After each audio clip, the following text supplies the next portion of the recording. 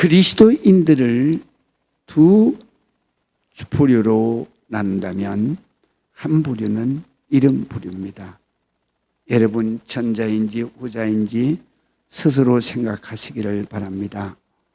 한 부류는 예수님을 믿고 나서 날마다 기쁨 속에서 기쁨이 충만한 삶을 살아갑니다. 얼굴은 늘 웃음이 피어있고 마음은 늘 평안합니다. 어려움이 없는 것은 아니지만 그것 때문에 불평하거나 괴로워하지 않습니다. 제가 말이죠. 내년에는요. 여러분 내 설교 원고를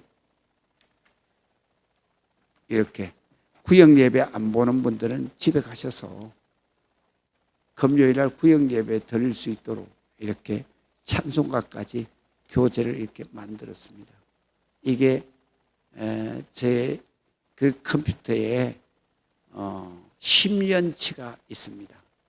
매주 저는 설교를 타이핑을 다 합니다. 제가.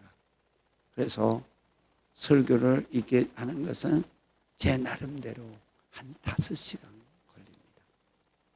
걸립니다. 그리고 그래서 이렇게 원본 이렇게 설교문 하나 하고 그 다음에 이 요약본 그래서 교재에서 딱 이것은 내가 천국에 가서도 이 원본은 후대의 목사들에게 남겨서 바로 설교의 그 본질을 좀 배우도록 그래서 제가 이거를 남겨요. 그런데 요거는 2페이지로 했지만은 사실은 이걸 A4 용지로다가 정리를 하게 되면 이게 한 6페이지 정도 되는 분량입니다. 그래서 요것은 한 4페이지 정도 되는 분량이고요. 그래서 이걸 내년부터는 이걸 드리려고 합니다. 여기서 들은 것은 은혜는 받지만 순간 잊어버릴 거예요. 그래서 이걸 집에 가셔서 여러분들이 차곡차곡 읽어보시고 저장해 놓으면 이게 하나의 여러분들의 자손에게 물려줘도 좋은 그러한 성경 공부 책이 될 거예요. 그리고 요거는 우리 교회 설교는 항상 절기 때만 빼놓고는 다 바로 강해 설교입니다. 그래서 로마서 지금 들어갔잖아요. 그래서 로마서를 차곡차곡 이렇게 여러분들에게 이해를 시키고 그리고 그것을 깨달아서 하나님 앞에 믿음에 바로 서게 하려고 하는 그 하나님의 귀한 뜻을 받들어서 제가 그렇게 준비하는 거예요. 그리고 여러분들에게 하시는 거예요. 그래서 때로는 바로 이 설교가 재미없고 이렇더라도 여러분들이 이 말씀 속에서 그 성경을 깨닫는 그 은혜를 반드시 받으시기를 부탁을 드립니다. 그래서 오늘은 이렇게 제가 읽겠습니다. 어려움이 없는 것은 아니지만 그것 때문에 불평하거나 괴로워하지 않습니다. 신앙생활하는 것이 늘 기쁩니다. 교회 가는 것이 즐겁고 성도들과의 만남과 교제가 너무너무 즐겁습니다. 그리고 말씀을 사모하고 들을 때 말씀 한 말씀이 저건 내 말씀이다. 아멘 하고 고백할 정도의 은혜를 받습니다. 그리고 또 그 말씀을 듣고 날마다 교회에 가서 기도하면서 주님을 만나고 주님께 드리는 생활이 얼마나 감사한지 항상 교회 중심으로 날마다의 삶을 이어가는 그러한 부류가 있습니다. 이런 성도들이 우리 교회는 많이 있습니다. 그래서 제가 늘 감사하죠. 또 다른 부류가 있습니다.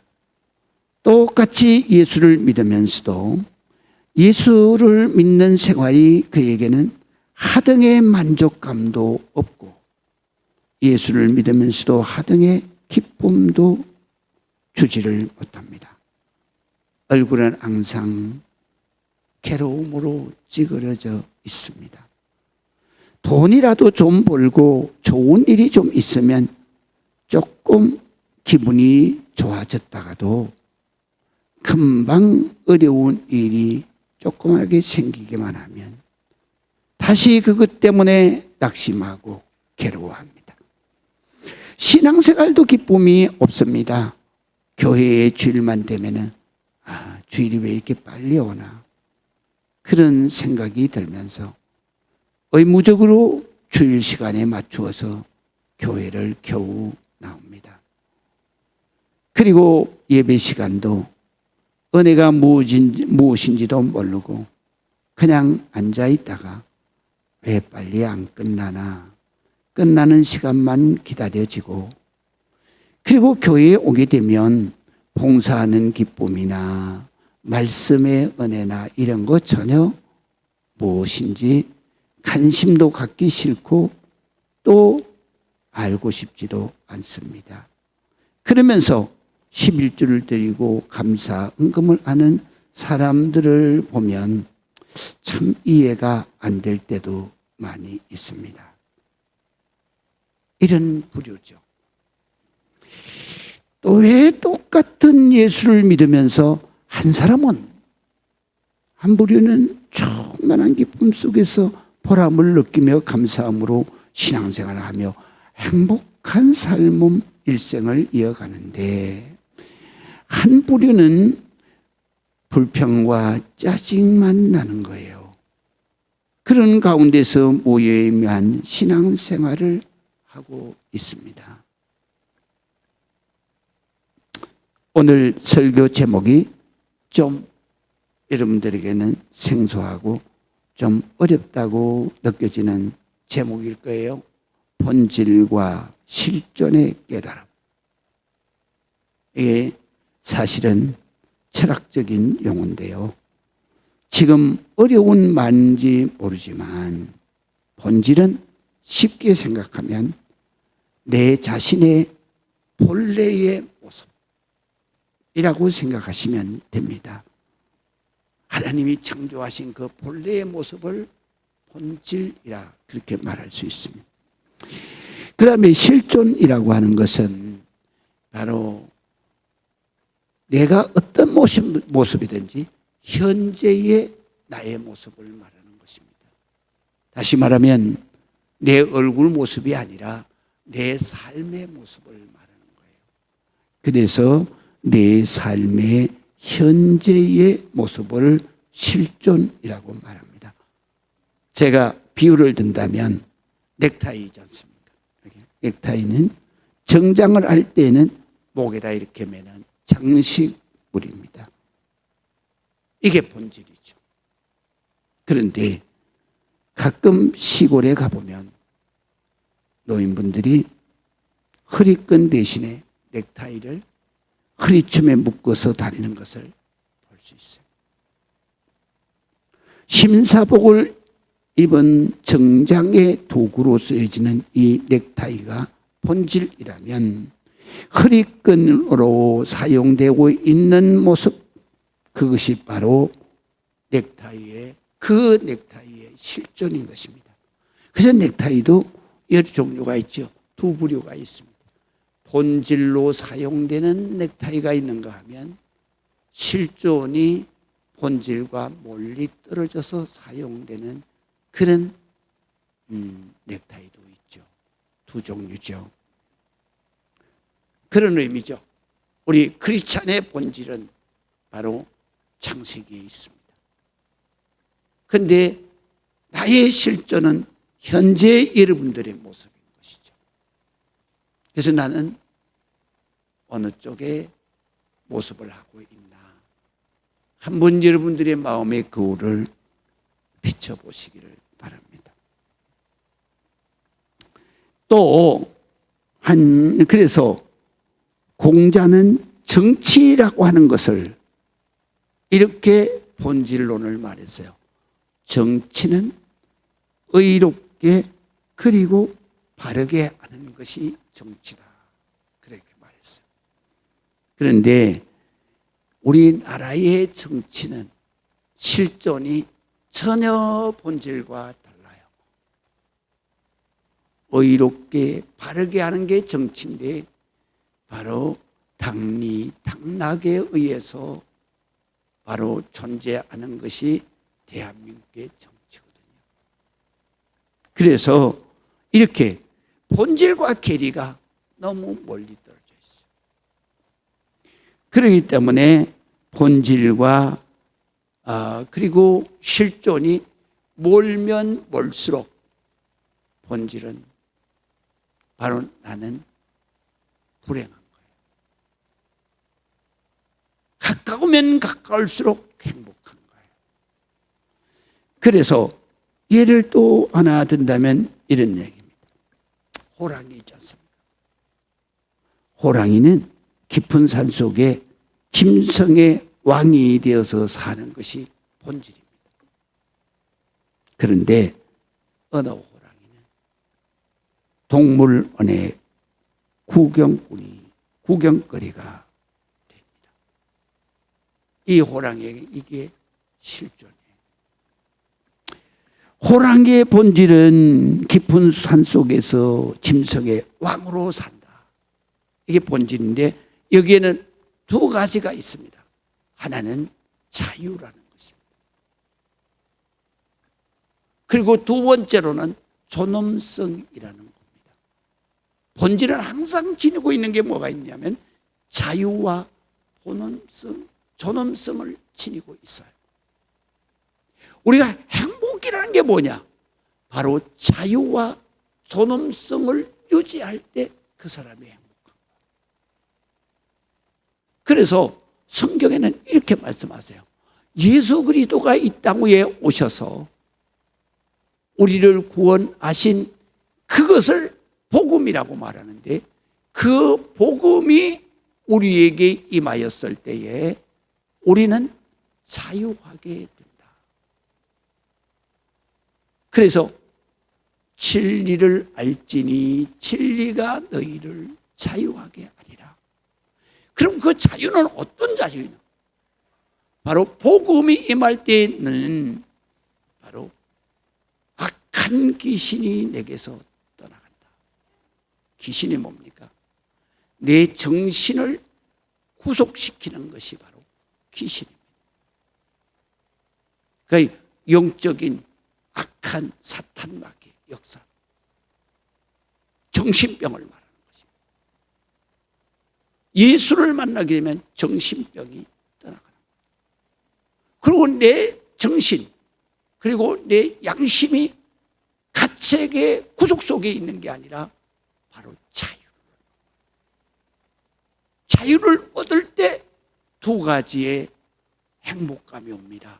그게 뭐냐면 하나는 기쁨이고 하나는 바로 평안함입니다. 이거를 가지고 우리는 뭐라고 하냐? 행복이라고 말하는 것입니다. 행복은 조건에 있는 것이 아닙니다. 바로 내가 존엄성을 유지할 때 행복은 자동적으로 그것이 바로 어디야? 자유함에서. 그래서 예수를 만났을 때 그때에 우리는 예수께서 우리의 죄를 다 해결해 주시기 때문에 양심의 가책에서 자유하는 거예요. 그래서 기쁨이 오고 그리고 자유함으로 인해서 내 삶에 평안이 오는 거예요. 그 다음에 두 번째로는 모든 질병을 치유하며 뭐였는지 아세요? 육신의 구속을 해결해 주는 거예요. 육신이 가장 괴로울 때가 뭐냐? 병. 그런데 거기에서 자유하는 그것이 바로 구속당했을 때의 괴로움이 사라지고 그리고 해방되었을 때의 자유함이 우리에게 기쁨과 평안을 줍니다. 그 다음에 세 번째로는 가난한 자에게 복음이. 이게 무슨 말씀인지. 생활의 구속은 뭘로부터 오느냐? 경제적인 문제로 오는 거예요. 내가 아무리 하고 싶어도 능력이 안 돼. 경제 능력이 안 돼. 그래서 이것을 누가 해결해 주시느냐? 하나님. 예수를 만나면 이게 해결이 되는 거예요. 그래서 바로 가난의 구속에서 내가 자유할 때, 그때에 내게 기쁨이 오는 거예요. 그리고 내가 편안해지는 거예요. 가난 때문에 온 두려움이 항상 우리에겐 있잖아요. 그게 해결이 돼요. 그뿐만 아닙니다. 내가 예수를 만나면 하나님이 행복하게 하시는 내 본성을 찾을 때, 본질을 회복할 때, 그때 내가 갇혀 있을지라도 우리 안에 갇혀 있어 얼마나 괴롭겠습니까? 그래서 이 세상에서 가장 괴로운 백성이 있다 그러면 북한의 백성이에요. 갇혀 있거든. 이동의 자유가 없어. 그런 북한을 왜 좋아하는지 나는 이해할 수가 없어. 상상할 수도 없어. 자유가 구속되는, 이동할 수가 없어. 내 마음대로 소유할 수도 없어. 내가 어디에서 살고 싶은 데 가서 살 수도 없어. 그뿐만 아니에요. 내 생각을 내 자유로 할 수가 없어. 사상의 자유거든요. 이걸 구속하는 거예요. 그러면 내가 모든 조건이 다 행복할지라도 이것은 정신적인 고통은 당할 수가 없는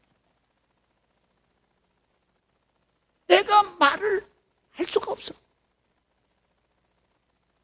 기쁨이 있겠어요? 없잖아요. 평안이 있겠어요? 두려움만 있죠. 그래서 이 세상에서, 이 지구상에서 가장 불행한 백성이 있다면 우리 동포인 이북 사람들. 정말로 불행한 사람들이죠. 저 사람들이 빨리 해방되도록 우리는 기도해야 돼요.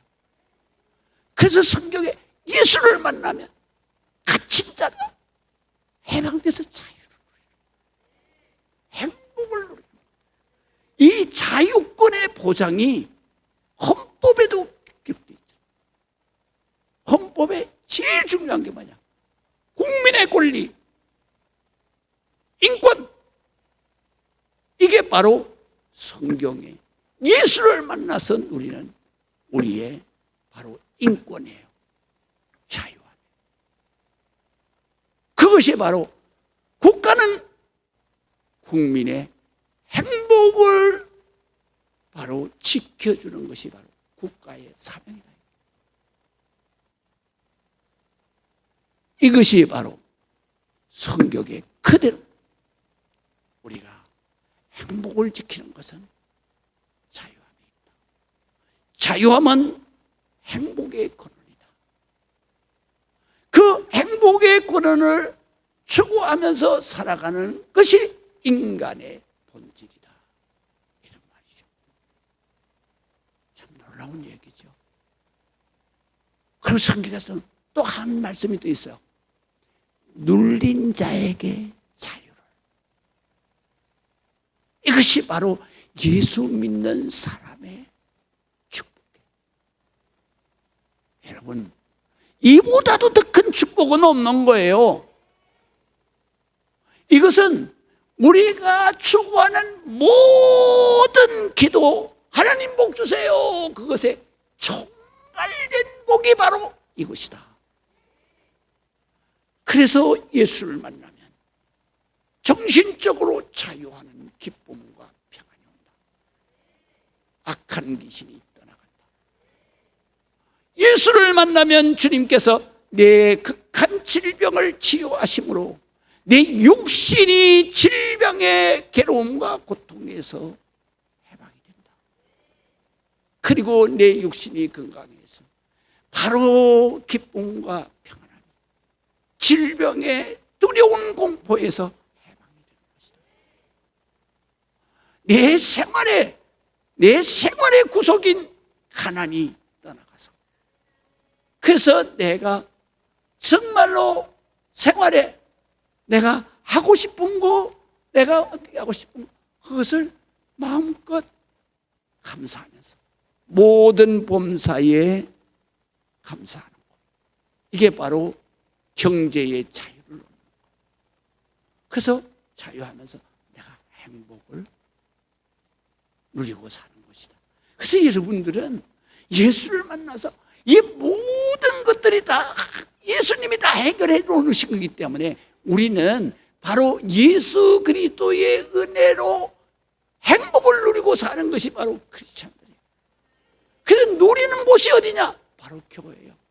그렇기 때문에 처음에 전자의 말씀을 드린 부류처럼 바로 예수를 믿고 남부터는 날마다 기쁨 속에서 충만한 삶을 살고 얼굴은 늘 웃음꽃이 피고 마음은 편안하고 기쁨이 없는 것은 아니지만 그거 다 주님이 책임져 주시는 거기 때문에 그것 때문에 걱정하거나 염려하지 않고 불평하지 않고 괴로워하지 않아요.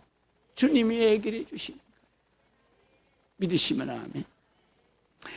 그래서 신앙생활하는 게 너무 기쁜 거예요.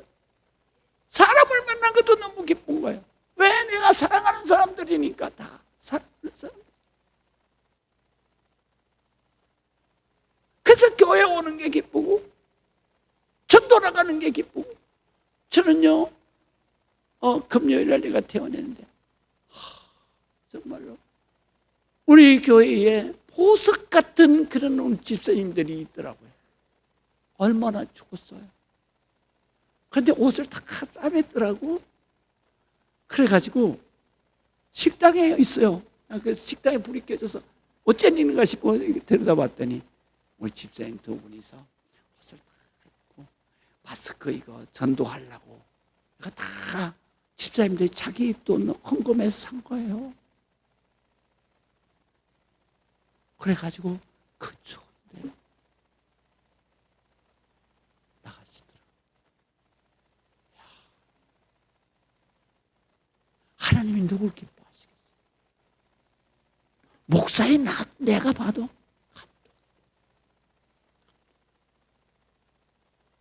그래서 제가 축복 기도를 했죠. 그분들이 알바 안 하시는 분들이 아니에요. 알바하기 때문에 집안일 밀린 것도 많아. 그렇기 때문에 토요일을 나온 거예요. 그리고 좋은데 그래서 내가 기도했어요. 축복 기도를 해줬어요. 우리 기도. 하나님이 너무너무 기뻐하시는 보석 같은 그런 집사님들이 많구나. 이분들이 바로 전자의 말한 부류예요. 이게 너무 기쁜 거예요. 이게 기뻐야 되는 거예요.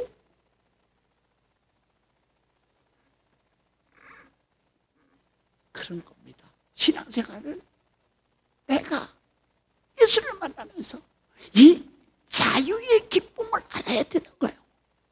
행복이 뭔가를 알아야 되는 거예요. 그 다 하나님이 책임져 주시니까 내가 힘쓰고 애쓴다고 절대로 되는 거 아닙니다. 여러분 그렇잖아요. 여러분 건강도 내가 힘쓰고 애쓴다고 돼요? 안 돼요. 안 돼요. 예. 하나님이 다 지고 계시는 거예요. 하나님이 다 지고 계시는 거예요. 여러분 애쓰고 몸부림치지만요 다 그거 소용없어요. 하나님이 다 그에 가세요. 너는 언제 몇 년, 몇 월, 며칠 날 태어나서 너는 몇 년, 몇 월, 며칠 날까지 너 인생이야. 다 정해져 있어요. 그날까지 일어나는 모든 일들, 그 여러분들이 감당할 수 있는 일들만 일어나는 거예요. 만약에 여러분들이 감당할 수 없는 일을 하나님이 주셨어, 고난을. 그러면 하나님이 그걸 왜 주시느냐? 여러분들을 시험하는 거예요. 이럴 때 하나님 앞에 와서 매달리나 안 매달리나 그걸 보는 거예요. 그래서 내가 그 주님 앞에 그것을 매달릴 때, 그때 하나님은 성경에 뭐라 그러냐? 내가 감당할 수 없는 고난을 만났을 때 하나님은 피할 길을 주신다. 그게 바로 홍해예요. 그게 바로 요단강이야. 이제 아시겠습니까? 성경에만 요단강이 있고 홍해가 있는 게 아니야. 우리의 인생 이 궤적에도 내가 감당할 수 없는 홍해가 군데군데 있어요. 요단강으로, 홍해로. 그럴 때는 해결하는 방법이 단 하나야. 여기에 와서 꿇어 엎드리는 거야. 그리고 뭐 하느냐? 만세 부르는 거야, 만세. 이건 내 경험이야. 하나님 이제 도우세요. 나 이거 끝이야. 하나님 도와주자. 나 이제 끝났어. 그럴 때 하나님이 피할게. 우리는 다 이렇게 정해져 있어. 그리고 하나님이 뭐라 그러냐? 이 가운데서도 너는 기뻐하냐? 이 가운데서도 너의 삶의 주인은 네가 아니라 하나님이라는 것을 아냐? 믿냐? 그걸 보시는 거지. 우리의 일생을 말이죠. 그거를 하나님이 보시고 또 보시고 또 보시고 또 보시고, 우리는 그걸 다 하나님 앞에 맡기고 아무것도 염려하지 말고 기도와 간구로 하나님 앞에 감사함으로 아뢰라. 그러면 모든 지각, 지혜에 뛰어나신 하나님이 너희의 마음을, 생각을 평강에 하나님이 지키시리라. 평안하게 하시는 거예요. 어떤 일이 만나도 평안한 거예요. 왜? 하나님이 나의 등 뒤에서 살아 계시니까. 믿으시면 아멘. 살아 계시니까 겁날 게 없는 거예요. 그 어떤 목사님이 그렇게 기도했다 그러잖아요. 하나님, 나 망하면요, 하나님도 망하는 거예요. 저 목사 하나님 하다 망했대요. 그럼 하나님 망하는 거죠. 그랬더니 하나님이 그 다음 날로 그냥 해결해 주시더래. 나 목사인데 나 망하면 하나님도 망하는 거예요. 그러니까 하나님이 그 다음 날 기적으로 그냥 해결해 주셨대요. 믿으시면 아멘. 그러니까 우리가, 저는요 속된 말로 이런 말 해요. 믿음은요, 따라하세요. 믿음은 똥배짱이다. 시작. 믿음은 똥배짱이다. 내가 경험한 믿음은요, 똥배짱이야. 누구한테? 하나님 앞에 똥배짱이야.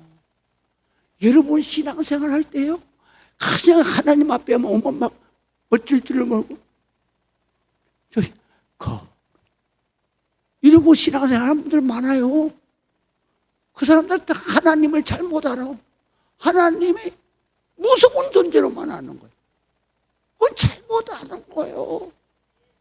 하나님은 내 아버지라니까. 아버지.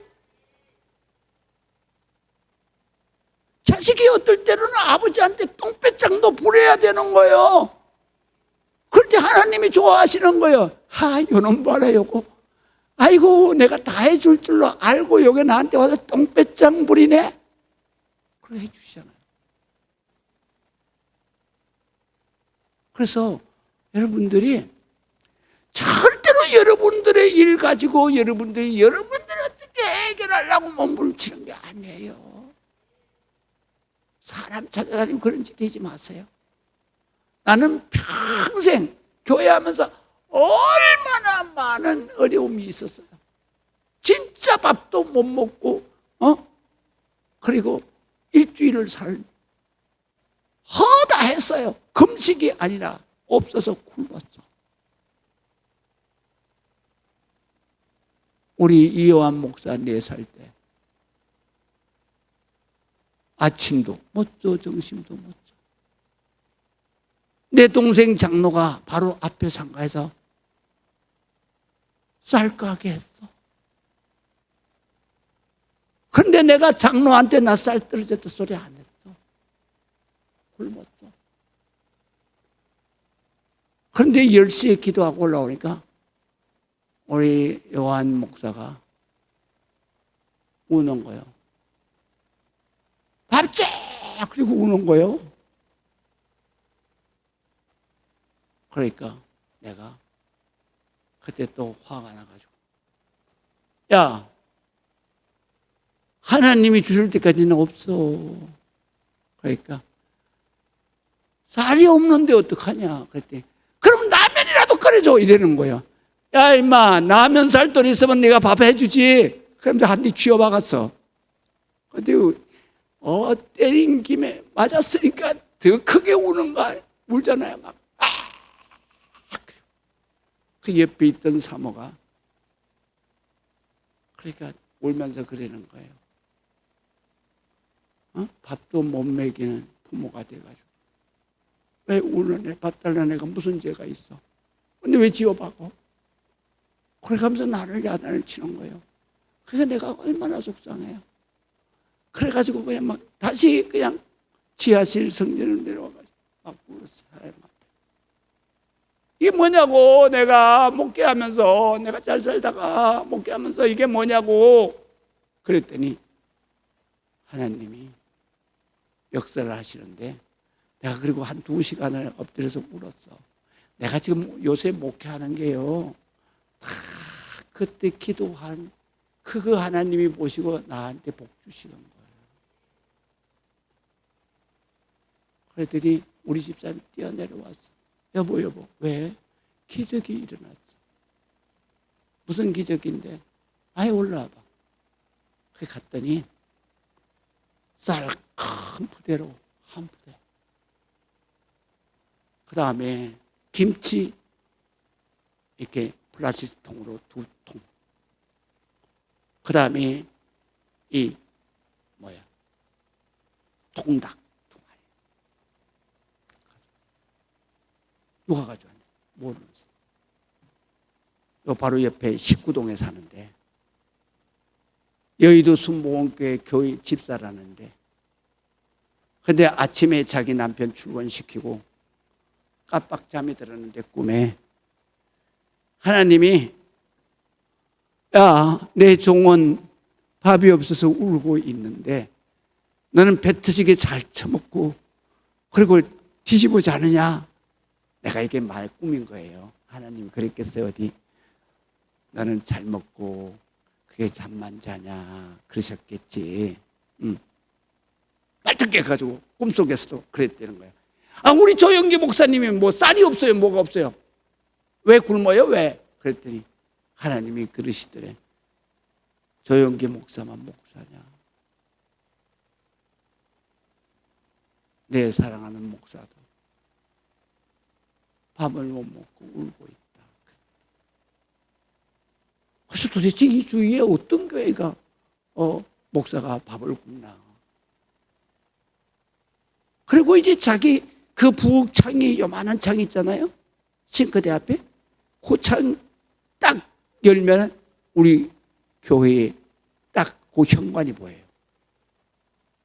근데 우리 교회가 유치원 건물에 입주하고 있었기 때문에 이 교육청에서 걸리면은 나가야 돼요. 개포동에. 그래가지고 토요일 날 입간판 딱 세워놨다가 그 다음에 주일날 저녁에 드러나야 돼요. 근데 그날은 배가 고파서 그런지 잊어버렸어. 월요일 날. 그게 딱 보인 거예요. 아, 저 교회가 언제 있었네. 저기 교회가 있었네. 저 교회 목사가 밥을 먹는구나. 그래서 자기 먹으려고 해놨던 김치하고 그 다음에 통닭, 그 다음에 쌀가게 우리 동생 장로네 집에 가서 쌀 가져왔더라고. 그래가지고 그거를 배달시켜 가져온 거예요. 그때 제가 다시 교회에 내려가서 얼마나 많이 울었겠어. 하나님은 이런 하나님이에요. 내 머리털까지도 다 세는 하나님이시잖아. 그렇잖아. 이거를 알고 우리는 정말로 이 세상 삶이 하나님 자녀로서 행복을 누리는 삶이야. 아멘. 그래서 늘 기쁜 거야. 교회만 오면 전도 나가도 기쁘고 청소를 해도 기쁘고 집사를 만나도 기쁘고 목사를 만나면 더 기쁘고. 할렐루야. 그런 사람이 바로 본질에 가까운 사람이다. 믿으시면 아멘. 마지막으로 우리가 봐야 되는데요. 오늘 성경은 뭐 때문에 이런 내용이 전개되느냐. 5장 지난주에 본 거예요. 5장 20절이 바로 위에 있어요. 한번 보시겠습니다. 율법이 들어온 것은 범죄를 더하게 하려 함이다. 그러나 죄가 더한 곳에 은혜가 더욱 넘친다. 이렇게 써놨어요. 이게 무슨 얘기일까요? 이렇게 말해놓고 사도 바울이 6장 1절서부터 여기에 대해서 변론을 하는 거예요.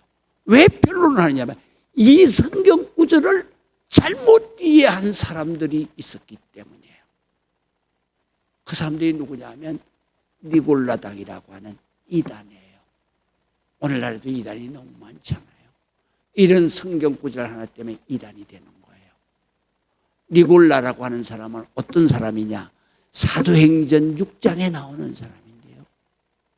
6장 나오는 사람인데 여기에 5장 6장에 나오는 이 사람은 7 집사 중에 한 사람이야. 7 집사는 어떻게 뽑았느냐? 믿음이 굳건하고 성경이 충만하며 모든 성도들에게 칭찬을 듣는 자 7을 뽑아서 안소에서 안수 집사로 세웠다. 그리고 교회의 모든 일을 집사들에게 맡겼다. 그 중에서 첫 번째 집사가 스데반이에요.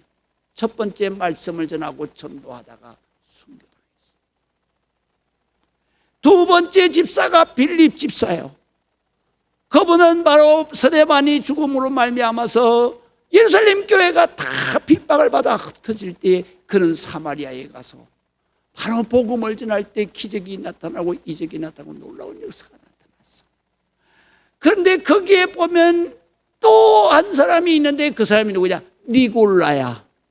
니골라는 그가 또 예루살렘을 떠나서 바로 자기가 가르쳤는데 잘못 가르쳤어. 그래서 뭐를 잘못 가르치냐? 이 성경 구절을 잘못 가르치고 죄가 많은 곳에 은혜가 넘친다. 이 말씀은 어디에서부터 유출된 거냐? 예수님께서 십자가의 대속의 은혜가 얼마나 귀한 것이냐. 이 은혜를 많은 죄를 받고 그리고 사형수가 대속의 은혜로 살아났다. 그것만큼 큰 은혜가 없지 않냐. 그러니까 죄가 크면 큰데 거기에서 사명복권이 된 사람은 그 은혜도 감격도 큰 거 아니냐. 그러면서 비유로 이렇게 말했어요. 어떤 부잣집의 종이 바로 주인이 너 이제 해고야 그런 소리를 듣고, 그리고 자기 이 주인에게 빚진 사람들에게 다 빚을 갚으라고 통지를 했어.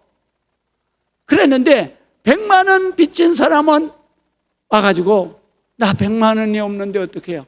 오케이. 주인은 당신이 얼마 빌려가는지 나만 아는 거니까. 그러니까 주인은 뭐 모르니까 내가 탕감해 줄게. 그리고 100만 원 딱 해가지고 딱 찍고 탕감. 얼마나 기쁘겠어요. 기쁘고 갔어. 그 다음에 그러면 그 사람이 5천만 원을 빚을 졌는데 내가 1,000만 원밖에 없는데 어떡하죠? 4천만 원? 오케이. 그리고 했었어. 100만 원 탕감받은 보다도 4천만 원 탕감받은 사람이 더 기쁨이 충만할 거 아니냐. 그런데 또 한 사람이 이렇게 빚을 진 사람인데 와가지고 나 1,000만 원밖에 없어. 그러니까 그래. 그러면 9,900만 9천만 원 내가 탕감해 줄게. 그 사람은 얼마나 기쁘겠느냐. 100만 원 탕감받은 사람보다도 9천만 원 탕감받은 사람이 더 기쁨이 클 거 아니냐. 은혜가 넘칠 거 아니냐. 그 말씀을 하신 거예요. 그래서 그 말씀을 하시면서 주인이 이 사실을 알고 그 종에게 너는 참 지혜로운 종이로구나.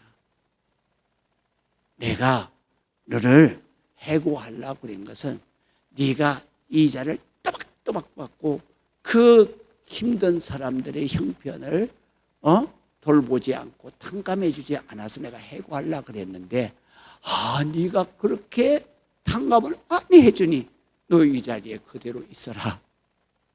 그런 말씀이 있어요. 그 말씀 때문에 니골라당이 말하자. 그래, 죄를 많이 져야 내가 은혜도 많다. 그래가지고 니골라당에 제일 먼저 걸린 게 뭐냐면 바로 음욕주의예요.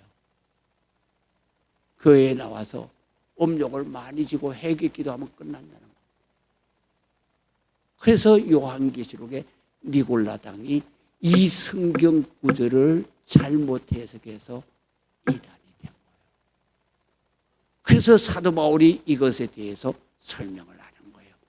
1절에 보면은 그런즉 무슨 말을 하리요 은혜를 더하게 하려고 죄를 더 짓겠느냐. 아니다 이거야. 아니다 이거야.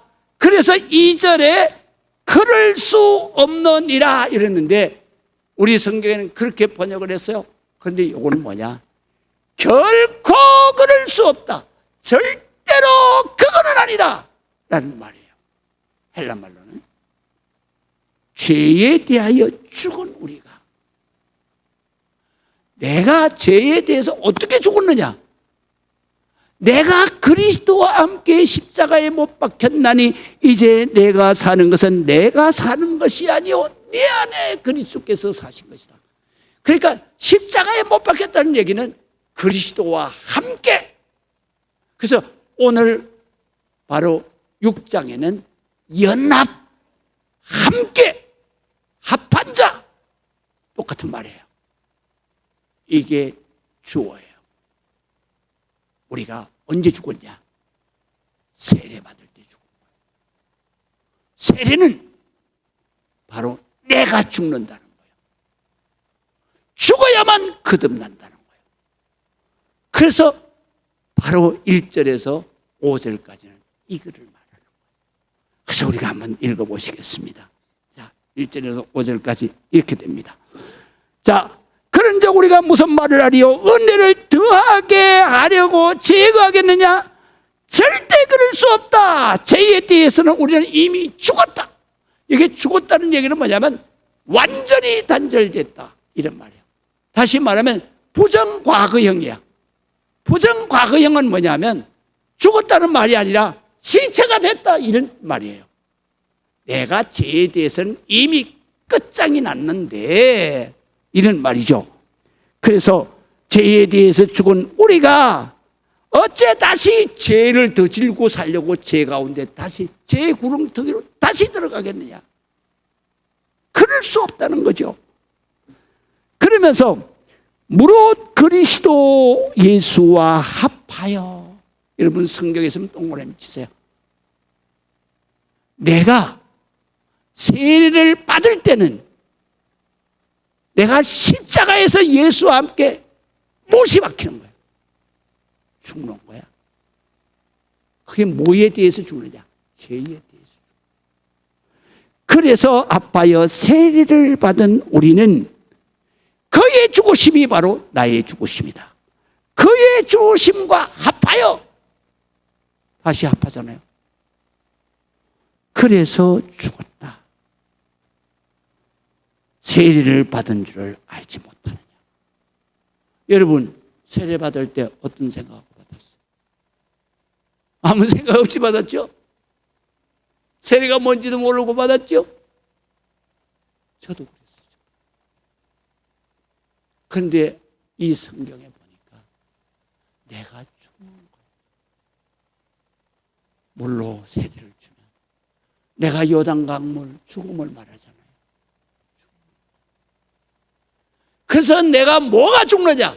내 실존이 죽는 거야. 이제 아시겠어요? 실존이 죽어야 본질이 나오는 거야. 내가 그냥 죽는 게 아니야. 바로 그리스도와 함께 연합하여 한 몸이 돼서 내가 지금 세례를 받지만 예수 그리스도의 십자가의 대속의 이름으로 내가 죽는 거예요. 그래서 내가 죽어야만 다시 사는 거야. 그래서 이렇게 말씀하시는 거예요. 자, 4절 보세요. 그러므로 우리가 그의 죽으심과 합하여 세례를 받음으로 그와 함께 장사되었다. 죽었다. 이는 아버지의 영광으로 말미암아 그리스도를 죽은 자 가운데서 다시 살리셨다. 부활을 말하는 거죠. 같이 우리도 예수와 함께 하나가 됐으니까 거듭난 사람은 다시 부활한다. 그래서 성경에 뭐라고 그랬느냐? 바로 이렇게 말씀하시는 거예요. 요한복음 11장 26절. 무릇 살아서 나를 믿는 자는 영원히 죽지 아니하리라. 부활 영생이야. 영생이 어디로 갑니까? 본향으로 돌아가. 본질로 돌아가. 기도하시겠습니다.